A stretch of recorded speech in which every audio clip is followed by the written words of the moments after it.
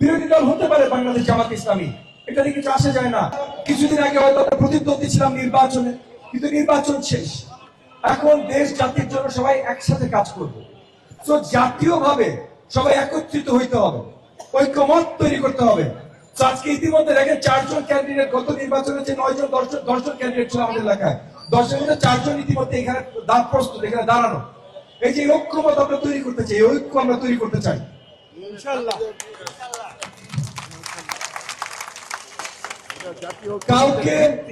কাউকে বাদ দিয়ে আমরা কাজ করতে চাই না, কাউকে পিছে ফেলে, কাউকে সাইডে ফেলে আমরা কাজ করতে চাই না।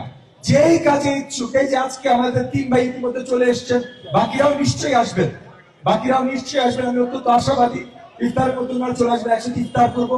কিন্তু এই যে ঐক্যের রাজনীতি, জাতীয় ঐক্য তৈরি প্রত্যেকটা জায়গায়, আমাদের মাননীয় প্রধানমন্ত্রী জনাব তারেক রহমান সব জায়গায় ঐক্যের ডাক দিয়েছেন।